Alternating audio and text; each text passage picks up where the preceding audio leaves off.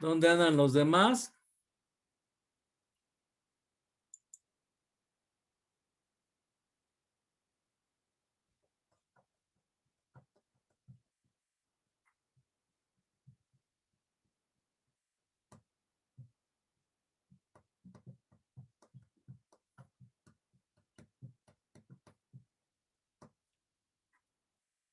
Hay muy pocos. ¿Dónde están? Nada más hay 5. 4:57. ¿Qué pasó?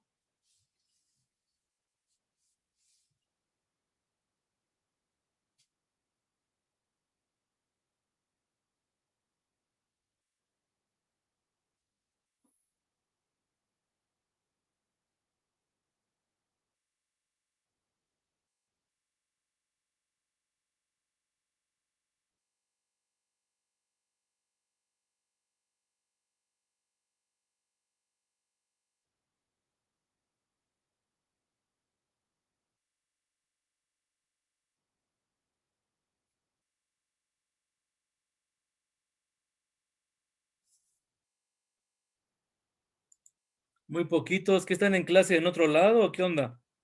Que alguien me conteste, por favor. ¿Por qué hay tan poca gente?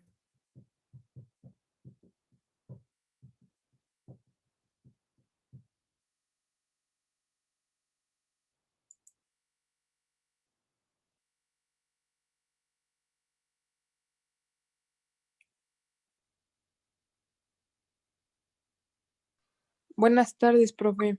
Hola. Hay muy pocos ahorita. Ya pasaron 5 minutos y hay muy pocos.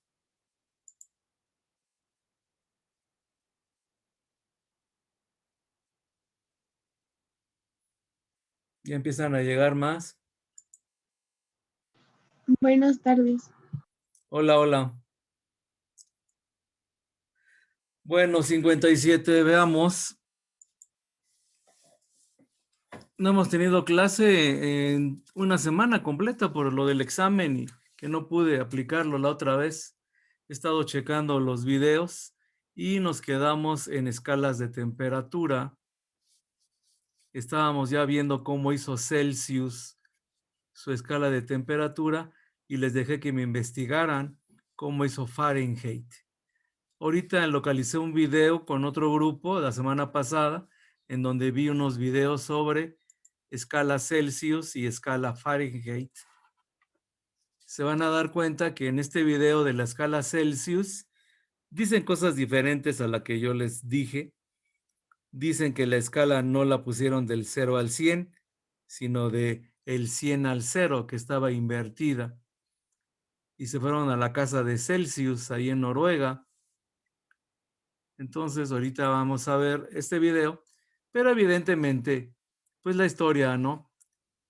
La historia que se reconoce es la que yo les conté, pero siempre es interesante ver otros puntos de vista. Y a continuación, en ese mismo video ya grabado con otro grupo, les voy a pasar un video de la escala Fahrenheit. ¿Ok?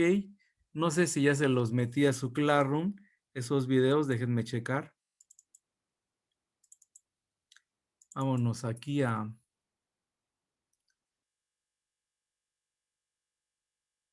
Classroom 4. A ver, este es de álgebra. Vámonos al 457. Trabajo en clase. Vamos a ver.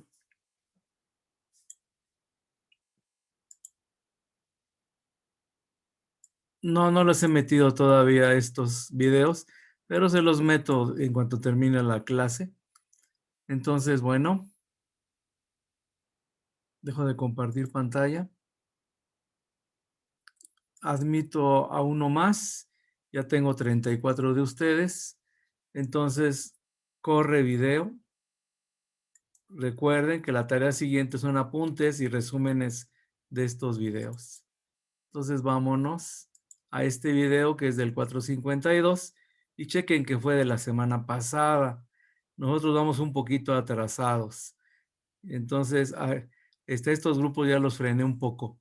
por el problema que tuve, que no pude aplicar ese examen a ustedes y a otro grupo, que tuve problemas con el Classroom. Pero bueno, corre video. Está. Qué raro, no está el video de Fahrenheit. Hace ratito yo lo tenía. A ver, bueno, corre video. 7 minutos dura este video.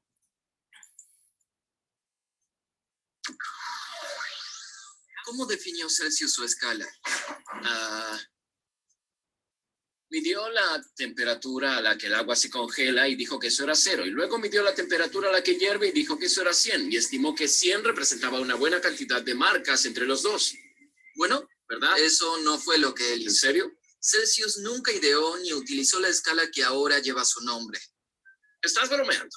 No, Michael, no bromeo. Esta es la localidad sueca de Uppsala, ubicada a 70 kilómetros al norte de Estocolmo. Esta es la casa en la que Celsius vivió. En 1741 era profesor de astronomía en la Universidad de Uppsala. Y este es el primer termómetro Celsius. ¿O no lo es?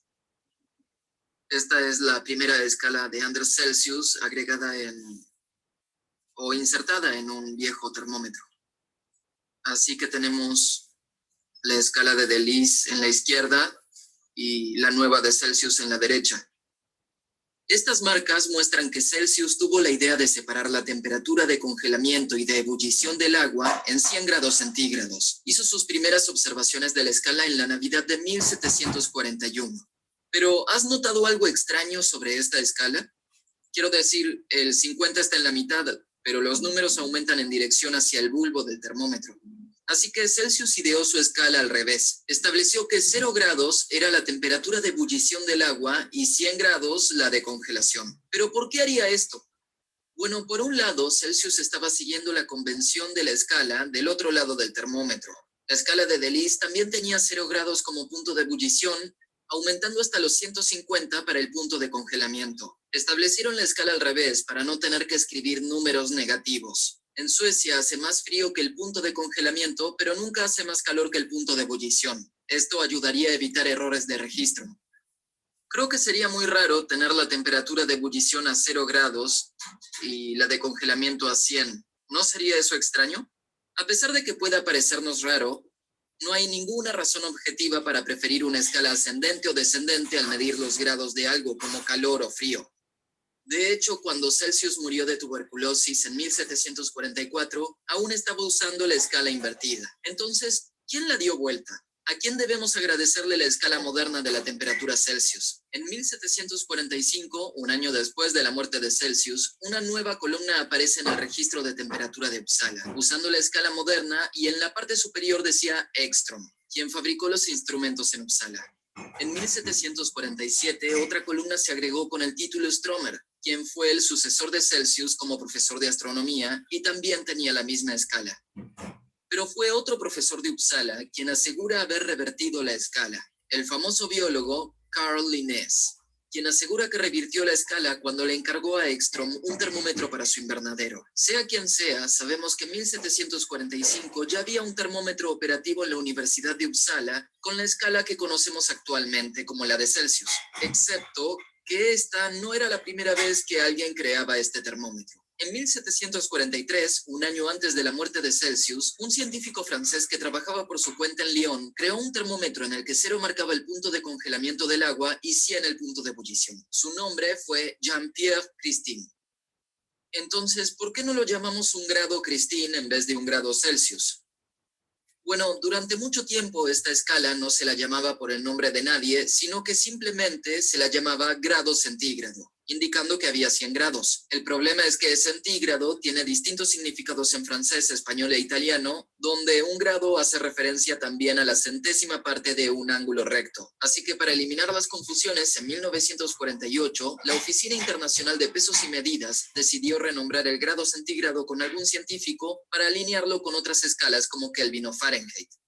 Eligieron a Celsius probablemente por un conocido libro alemán de química del siglo XIX de un científico llamado Berzelius, donde se identificó a Celsius como el primero en diseñar un termómetro con una escala en la que 0 marca el punto de congelamiento del agua y 100 el de ebullición, creando el mito de que Celsius creó esta escala. Así que Celsius está obteniendo un mérito que no es suyo por tener su nombre en los mapas del clima mundiales. Bueno, no. Es decir, establecer 2 marcas y el número de grados que hay entre ellas es la parte fácil que otros podrían hacer, y como muestra la historia, lo hicieron. Pero lo que hizo fue establecer el proceso físico que podía medir de forma segura una temperatura fija. Cuando estaba trabajando había otras 30 escalas distintas en uso. Algunos termómetros tenían 18 escalas distintas en ellos y unos eran más confiables que otros. Como temperatura de referencia, una escala usaba la habitación más profunda del Observatorio de París, pero otros la temperatura en la que se derrite la mantequilla, la temperatura de las tripas de algunos animales o el día más cálido en Italia, Siria o Senegal.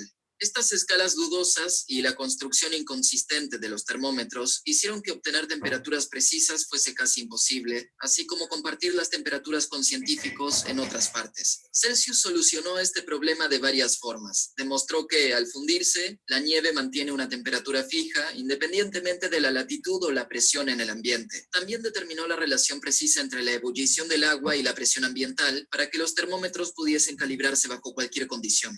Hizo posible establecer un sistema de temperaturas universal y fiable. Por eso el apellido Celsius es una unidad de temperatura, incluso cuando la escala como tal no fue inventada por él. De hecho, en la actualidad, la escala Celsius no se define por las transiciones entre estados de agua, sino que se basa en la escala Kelvin, que se define estableciendo el punto triple del agua, en el que el estado sólido, líquido y gaseoso existen en equilibrio a exactamente 273.16 Kelvin. Esto fija el tamaño de un grado Kelvin, que es exactamente del mismo tamaño que un grado Celsius. El punto cero de la escala Celsius se establece como 273.15 Kelvin, y eso significa que el agua pura hierve a 99.974 grados Celsius y se congela a una temperatura de menos 0.0001 grados Celsius. Esta precisión en un sistema universal de temperaturas se ha conseguido gracias a un gran número de científicos. Por eso la C que hay luego del símbolo grado no solo representa Celsius o Kelvin o Carl Linnaeus, sino a la comunidad de científicos cuyo trabajo a lo largo de los siglos consiguieron una escala tan sólida que hoy en día la damos por sentado. Muy bien. Ok. ¿Se ve interesante esto? Claro que la historia dice, ¿no?, lo que yo les conté primero, pero siempre es interesante saber otras versiones, ¿no? Ahora vámonos a la escala Fahrenheit. Yo tenía ese video. A ver. Vamos a ver escala Fahrenheit. A ver, no. Escala. Aquí está. Temperatura Fahrenheit. Este es el video. A ver, vamos a correr un poquito y vamos a copiar la URL para pasarlo de una vez al Jamboard. Si no, se me va a pasar otra vez. Entonces, vámonos aquí a la tarea 8, que se entrega el 12 de febrero. Esta ya va a ser para el siguiente periodo. Editar. Agregar. Video de YouTube. Control B. Búscalo. Y ahí está la escala Fahrenheit. Agrégalo al Classroom. Y ya está en la tarea. Guárdalo. Perfecto. Entonces ya está en su tarea número 8, jóvenes, que se va a entregar el 12 de febrero. Ahora sí, ya está integrado. Vamos a verlo.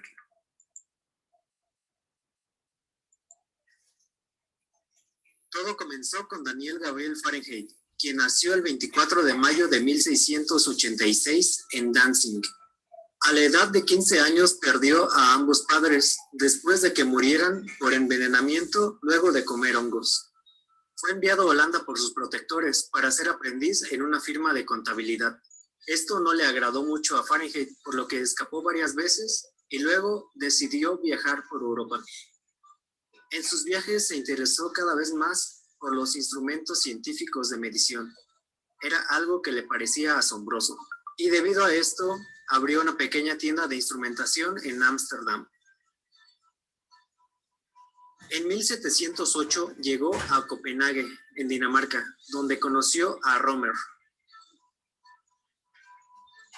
Romer era un gran astrónomo que en ese entonces trabajaba en la calibración de unos termómetros a base de alcohol que habían sido diseñados por él. Para su termómetro, Romer utilizó 4 puntos fijos, o por lo menos en aquella época así se creía. Estos fueron la temperatura a la que hierve y se congela el agua, la temperatura del cuerpo humano y lo que entonces era la sustancia más fría conocida, una mezcla de agua, hielo y sal. Cuando estableció la escala de su termómetro, eligió el número 60. Se cree que hizo esto porque, debido a su formación en astronomía, el número 60 era un número muy importante, ya que una hora se divide en 60 minutos, que a su vez se divide en 60 segundos. Fue por esto que a la marca que indicaba el punto más frío le dio el valor de 0, al punto más caliente el valor de 60. De esta forma, el punto de congelación del agua quedó establecido en 7.5 grados y la temperatura del cuerpo humano en 22.5 grados. Volviendo a la historia de Fahrenheit, cuando Daniel volvió a su tienda en Ámsterdam, la primera mejora que hizo al diseño de Romer fue sellar la parte superior. Con esto, evitó que el alcohol se escapara por evaporación y, aún más importante, que la lectura no se viera afectada por la presión exterior. Luego de esto, se dio cuenta de que usar alcohol en los termómetros tenía ciertas desventajas, como que se evapora a una temperatura menor que la del agua, por lo que no podría medir temperaturas entre 90 y 100 grados centígrados, por ejemplo. Por esto decidió cambiar el alcohol por mercurio, que aunque tiene un coeficiente de expansión menor, se evapora a mucha más alta temperatura.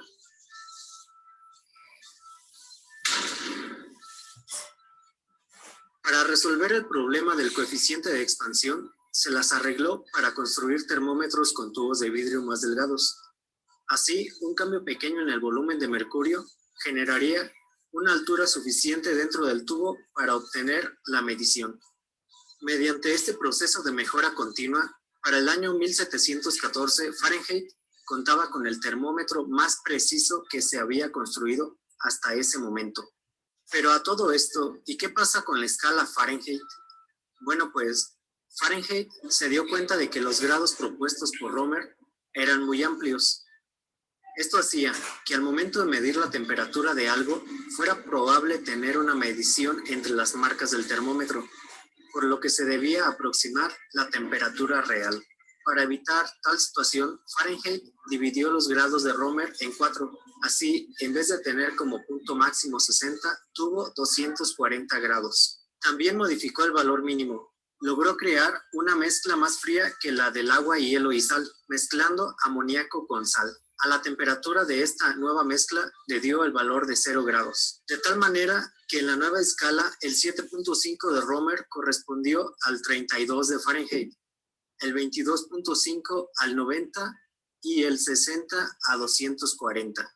Fahrenheit se dio cuenta de que algunas de sus mediciones no se ajustaban, por lo que decidió cambiar la temperatura corporal de 90 grados Fahrenheit a 96 grados Fahrenheit. Observó también que había dado un valor muy alto a la temperatura de ebullición del agua, por lo que la modificó de 240 grados Fahrenheit a 212 grados Fahrenheit. Y fue así como, después de años de experimentación y mejora continua, Fahrenheit estableció la escala de temperaturas que conocemos hoy como escala Fahrenheit. Tal vez en tu país no sea muy usada, pero sí que lo es en lugares como las Bahamas, Belice, las Islas Caimán y, por supuesto, Estados Unidos. Recuerda, si quieres más videos como este, solo debes suscribirte. Muy bien. Nos vemos. Veamos entonces. Estos son videos que nos muestran cómo fueron inventadas las escalas y difieren un poco con lo que dicen los libros, ¿verdad? Vámonos entonces a el Tipens y vamos a leer, a ver qué dice el libro. Dice, una forma de medir la temperatura que se usa muy a menudo en el trabajo científico se originó a partir de una escala desarrollada por el astrónomo sueco Anders Celsius. En la escala Celsius se asignó de forma arbitraria el número 0 al punto de congelación. Chequen, esta es la historia clásica, ¿no? Que va contra lo que se vio en el video. Y el número 100 al de ebullición. Así, a la presión atmosférica hay 100 divisiones entre el punto de congelación y el punto de ebullición del agua. Cada división o unidad de la escala recibe el nombre de grado y se pone ahí la bolita, ¿no? Arriba, ¿no? Eso significa grado. Por ejemplo, con frecuencia se considera que la temperatura ambiente es de 20 grados Celsius, lo cual se lee como 20 grados Celsius, como yo lo dije. Otra escala para medir la temperatura fue creada en 1714 por Gabriel Daniel Fahrenheit. El desarrollo de esta escala se basó en la elección de otros puntos fijos. Fahrenheit escogió la temperatura de congelación de una solución de agua salada como su punto fijo inferior y le asignó el número y unidad de 0 grados Fahrenheit. Para el punto fijo superior, eligió la temperatura del cuerpo humano. Por alguna razón inexplicable, él designó el número y la unidad 96 grados Fahrenheit para la temperatura del cuerpo. El hecho de que la temperatura del cuerpo humano sea en realidad de 98.6 grados Fahrenheit indica que se cometió un error experimental al establecer la escala. Ustedes ya vieron en el video, ¿no? Que estuvo corrigiendo Fahrenheit, porque sí había errores. Estuvo que corregir. Ahí en el video lo dice.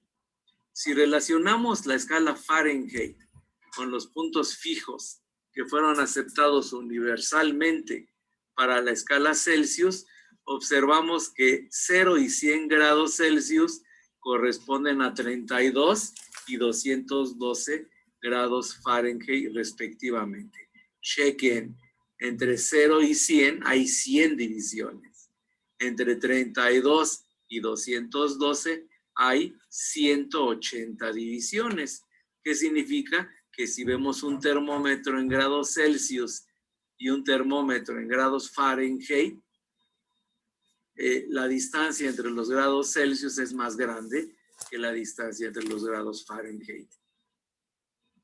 Es posible comparar las dos escalas calibrando termómetros comunes de mercurio contenido en vidrio. En este tipo de termómetros se aprovecha el hecho de que el mercurio líquido se dilata al aumentar la temperatura. El instrumento consta de un tubo capilar de vidrio, cánula, pero aquí le ponen tubo capilar de vidrio al vacío, con un depósito de mercurio en su base y cerrado en su parte superior. Puesto que el mercurio se dilata más que el tubo de vidrio, la columna de mercurio se eleva en el tubo hasta que el mercurio, el vidrio y sus alrededores están en equilibrio. Suponga que fabricamos 2 termómetros sin graduar y los colocamos en una mezcla de hielo y agua. Ahí está. Ahí están los 2 termómetros en una mezcla de hielo y agua. Después de permitir que las columnas de mercurio se estabilicen, marcamos 0 en uno de los termómetros, en el que va a ser Celsius, y 32 grados Fahrenheit en el otro, que va a ser temperatura Fahrenheit. A continuación, colocamos los 2 termómetros directamente sobre agua hirviendo, permitiendo que las columnas de mercurio se estabilicen en el punto de vapor.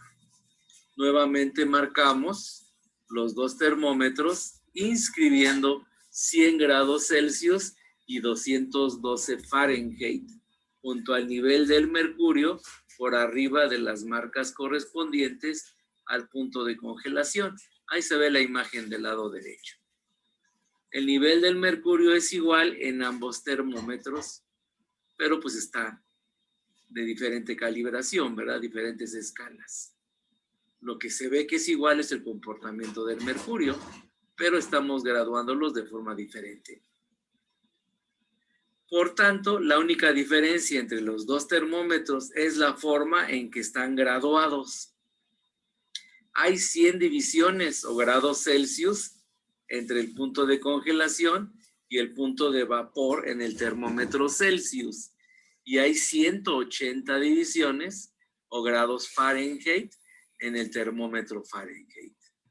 Por consiguiente, 100 grados Celsius representan el mismo intervalo de temperatura que 180 grados Fahrenheit.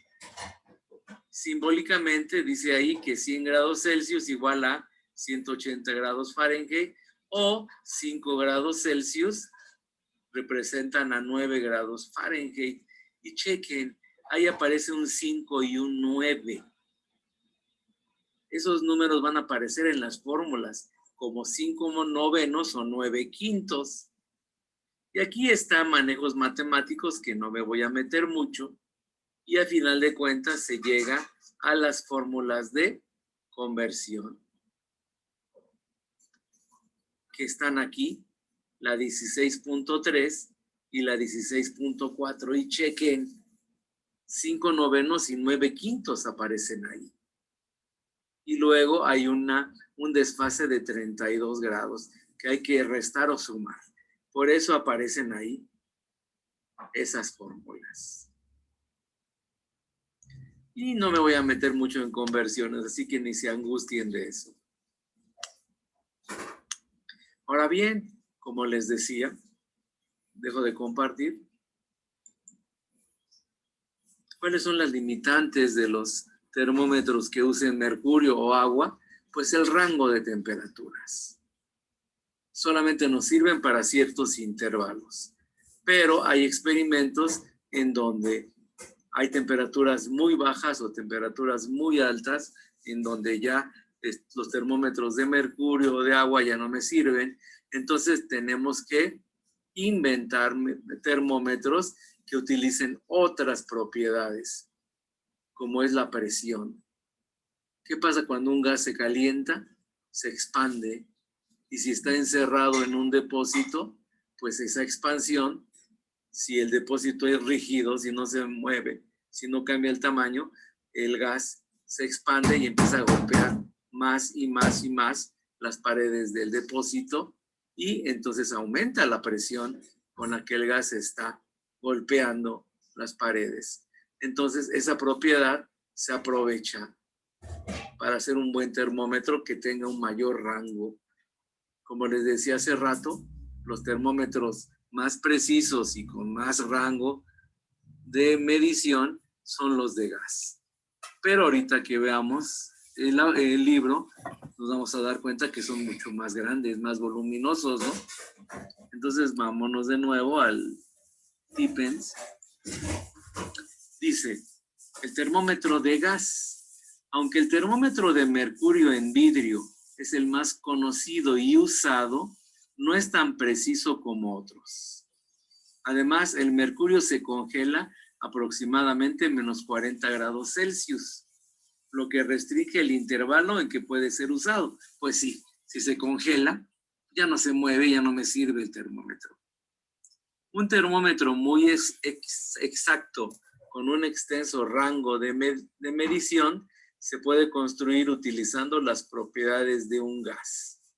Todos los gases sujetos a calentamiento se dilatan casi de la misma forma. Si la dilatación se evita manteniendo constante el volumen, o sea, está encerrado el gas, la presión aumentará proporcionalmente con la temperatura. Entonces, la propiedad que vamos a aprovechar ahora es la presión, no la dilatación. En general, hay dos tipos de termómetros de gas. Uno de ellos mantiene la presión constante y utiliza el incremento de volumen como indicador. Este tipo se denomina termómetro a presión constante. El otro tipo, llamado termómetro a volumen constante, mide el incremento de presión en función de la temperatura. Y bueno, vamos a ver cómo son los termómetros de gas aquí abajo. Ya no voy a seguir leyendo, pero vean cómo son los termómetros de gas. Ahí en el bulbo se encierra el gas. Cuando se calienta el gas, ¿qué sucede? En el modelo de la izquierda, chequen que hay una U y ahí hay mercurio. Si no hubiera presión, los niveles de mercurio en ambos lados de la U sería el mismo, pero como el gas está presionando, está aumentando su tamaño, empuja la columna de mercurio del lado izquierdo, baja la columna del lado izquierdo, pero sube la del lado derecho. Esa U está llena de mercurio. Entonces hay una altura, una diferencia de alturas H, se ve aquí, es H minúscula, y ahí es donde se aprovecha esa altura para graduar, y eso me mide temperatura. En el termómetro de la derecha, este modelo de termómetro de gas mantiene las columnas de mercurio al mismo nivel. Forzamos eso, pero debido a que estamos forzando, hay una presión que está manteniendo los dos niveles iguales, y esa presión se puede medir. Entonces, hay dos modelos de termómetros de gas. No me voy a meter más porque esto ya está un poquito fuera de los temas que hay que ver, pero sí me interesa que conozcan otros tipos de termómetros. Y vamos a leer esta última parte. Dice, los termómetros de gas son útiles gracias a que sus límites prácticamente no existen, pero ello aunado a su precisión, se usan de manera generalizada en laboratorios y en oficinas de normas. Sin embargo, son grandes y estorbosos, con lo que los hace inadecuados para gran número de mediciones técnicas delicadas. Entonces son muy precisos, pero son muy estorbosos, ¿no? Y luego sigue la otra escala, Luisa. la Kelvin, en donde aparece el concepto de cero absoluto. Y de veras, antes de leer aquí, vámonos de nuevo a el Classroom. Y también no agregué el video de cero absoluto. De veras que esto lo debí de haber metido también. Entonces, de nuevo, vámonos a esta tarea, vamos a editarla. Y vamos a agregar otro video, pero me tengo que ir aquí. Y aquí está. Este es el video que quiero. No sé por qué no lo agregué. A ver. Copio la URL. No podemos. ¿Por qué? Copio la URL. Recordar lo que se dijo. Entonces, ya la tengo. Vámonos al Classroom. Y agrego ahora sí un archivo, un video de YouTube. Control V. Búscalo. Ahí está. Y agrégalo en la tarea 8. Muy bien. Y lo guardo. Entonces, ¿qué es el cero absoluto? Antes de pasar el video y antes de leer. Ya me quedan 10 minutos de Zoom. Antes de leer el libro, el cero absoluto es una temperatura en donde ya las moléculas ya no tienen energía, ya no se pueden mover. A esa se le llama temperatura del cero absoluto, pero evidentemente sería la temperatura más baja que podría existir, porque si ya no se mueven las moléculas, ya no tienen energía, y entonces ya no podríamos sacar más energía para bajar la temperatura. Entonces, vamos a ver cuánto tiempo me queda de Zoom. Me quedan 9 minutos. ¿Cuánto dura el video? Vamos a ver. Aquí está, cero absoluto, 11 minutos. No, ya no me alcanza. Entonces, bueno, este video lo vamos a dejar pendiente. O si quieren verlo, ya lo tienen ahí ustedes en la tarea. Pero ahí les dice qué es la escala Kelvin y qué es el cero absoluto. Eso de todos modos lo vamos a ver. ¿Estamos de acuerdo? Bueno, me voy al libro. Entonces, vamos a empezar a leer, aunque sea.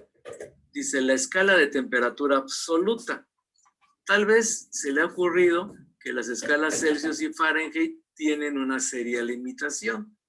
Ni 0 Celsius ni 0 Fahrenheit representan realmente una temperatura de 0, porque fueron inventos a final de cuentas. En consecuencia, para temperaturas mucho más bajas que el punto de congelación, resulta una temperatura negativa.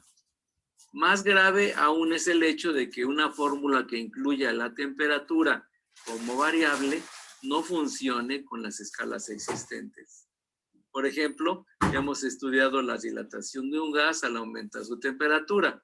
Podemos establecer esta proporcionalidad como volumen igual a K por T, donde K es la constante de proporcionalidad y T es la temperatura. Ciertamente el volumen de un gas no es 0 a 0 grados Celsius o negativo a temperaturas negativas. Conclusiones que pueden deducirse de las relaciones anteriores. Este ejemplo proporciona una clave para establecer una escala absoluta.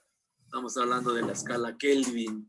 Si podemos determinar la temperatura a la que el volumen de un gas bajo presión constante se vuelve 0, podemos determinar el verdadero 0 de temperatura.